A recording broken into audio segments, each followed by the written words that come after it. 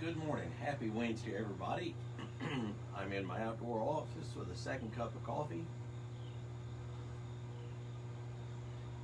And I'm not certain what the humidity is out here, but it feels like it's a little lower. It's a great day outside. But I didn't come to talk about the weather.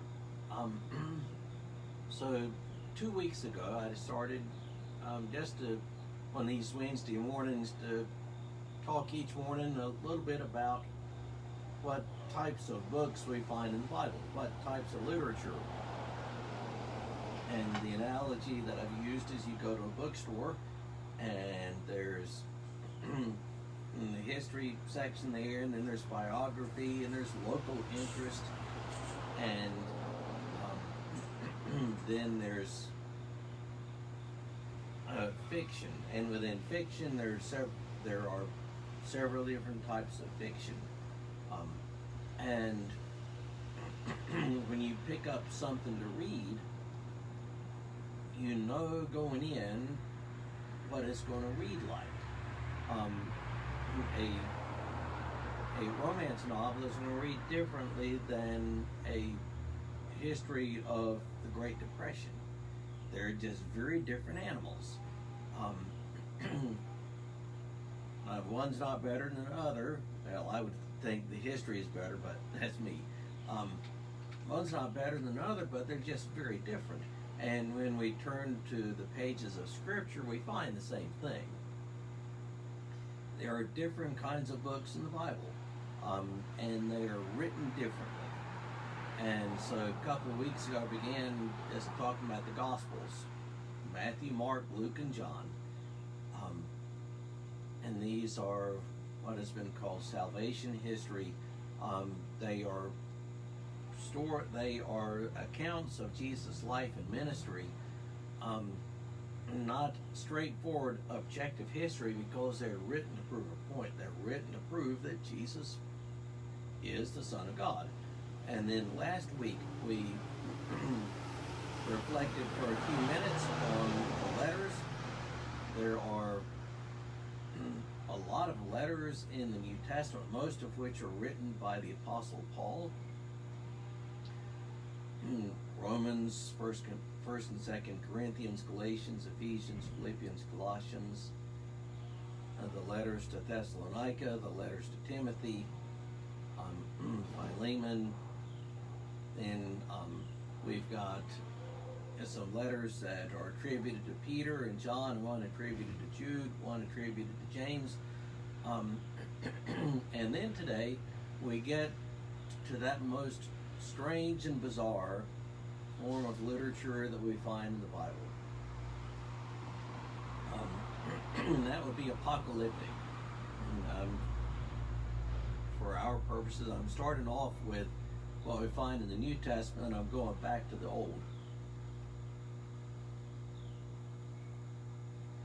And so I've been struggling to think of a good analogy for apocalyptic literature. And maybe the best analogy would be this. Use our bookstore analogy.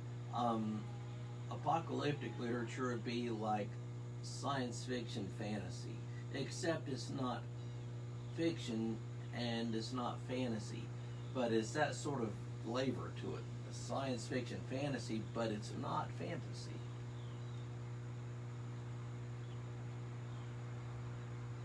And so we find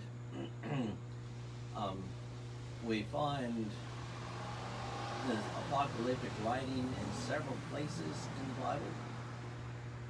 And this is, by the way, is a style of writing that is pretty much uniquely Judeo-Christian. And there are a few chapters in Isaiah, particularly Isaiah 24 through 27, that are commonly referred to as apocalyptic. Last half of Daniel is apocalyptic. I would argue that some portions of Ezekiel are. In the New Testament,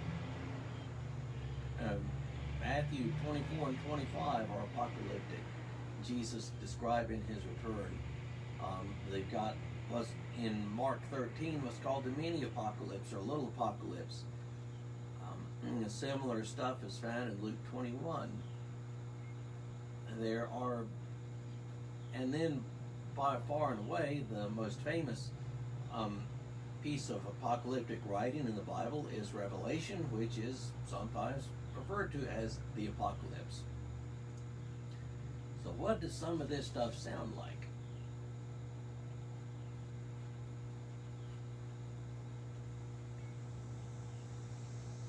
The sixth angel poured out his bowl on the great river Euphrates, and its water was dried up, to prepare the way for the kings from the east.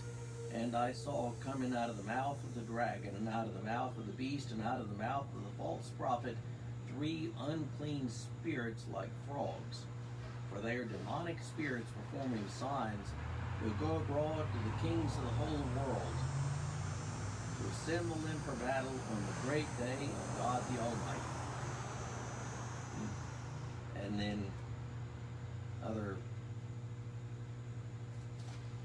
then from the Old Testament.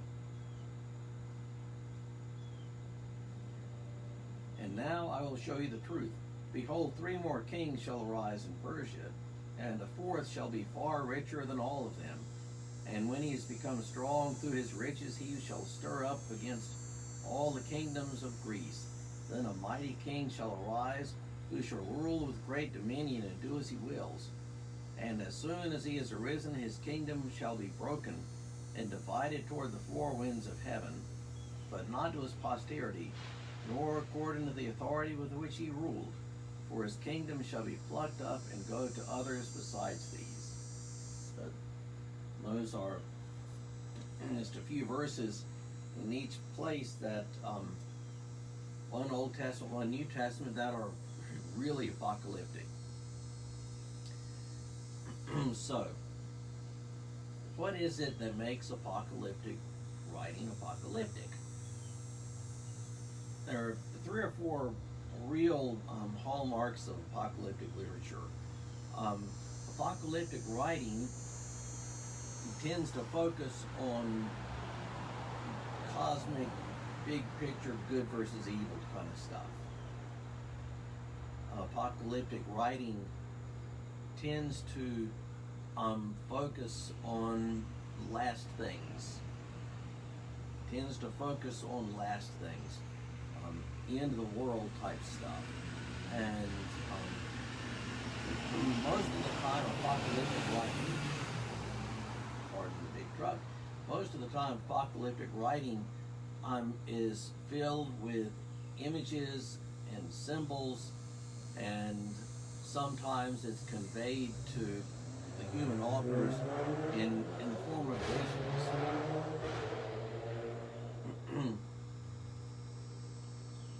And to me, those are the 3 biggest hallmarks, that apocalyptic writing uses symbols and imagery. Frequently, it's conveyed to the author in visions, and it tends to focus on last things, end of the world, day of the Lord type stuff, and it tends to focus on cosmic, big picture, good versus evil. And when we approach apocalyptic writing, one of the things that can throw us off a lot is we have to sort of suspend, if you will,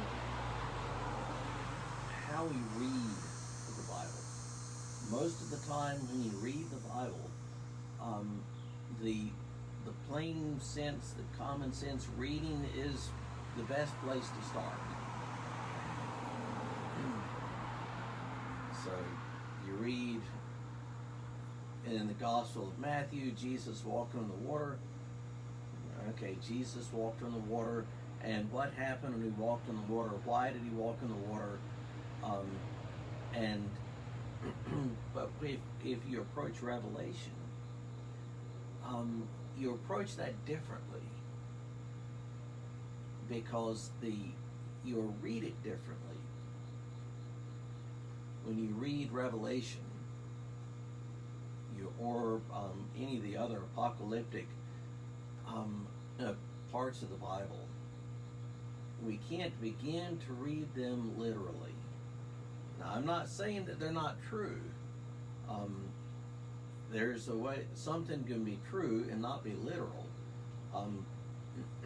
So, a Revelation can refer to all sorts of beasts and dragons, but are those beasts and dragons literally beasts and dragons? So we could look at it like political cartoons. We know if somebody says that South Carolina is a red state, we know exactly what they mean, and it's true. South Carolina is a red state. If you say that California is a blue state, we all know exactly what that means, and we know that it's true. But California is not literally blue, and South Carolina is not literally red, but we know what it means. So we read in Revelation, we read parts of Daniel, or those parts of the Gospels where Jesus describes his own coming. And we read them and we look for the images. We think about what's the imagery that is being used, the symbolism being used, and then you think beyond the symbol, what the symbol might be referring to. So in Revelation, John sees a lamb with 7 horns and 7 eyes. The first thing in your mind as you approach that lamb that has 7 horns and 7 eyes isn't trying to picture what the lamb would look like, but rather, what does the number 7 mean? What did horns refer to in that time period? What do the eyes refer to? That's where you go. So we approach Revelation or the last half of Daniel, and we try to look for the imagery, for the symbols, and then think, what would that imagery have meant back then? What would that have referred to back then? And that gets us beyond reading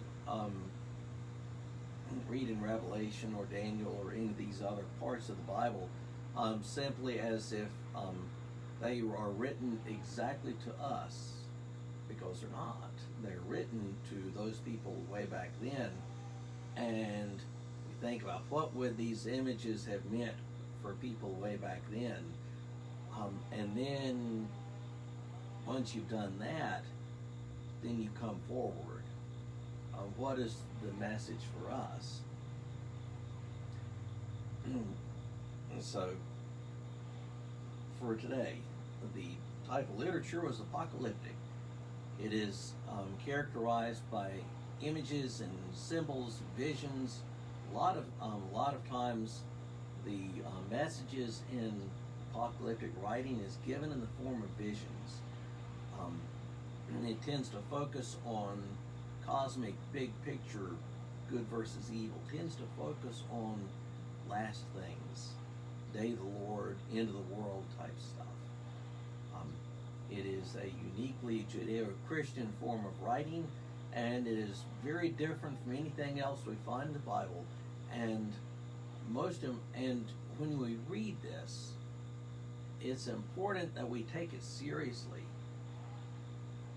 We take it very seriously and take its messages seriously, but at the same time, not take it literally. What do the symbols mean? What do the symbols refer to? It's not literally a dragon. If you can understand Revelation and John refers to a dragon, Don't think literally that's a dragon, but rather who is the dragon? What is the dragon? So, that's how we begin to read and understand this most bizarre form of writing, which is maybe in the bookstore analogy closer to sci-fi fantasy than anything else, except it's not fiction and it's not fantasy and it's not really scientific. But I hope that has helped you, and so sometime pick up the last few chapters of Daniel, or pick up Revelation. Have a great rest of your Wednesday.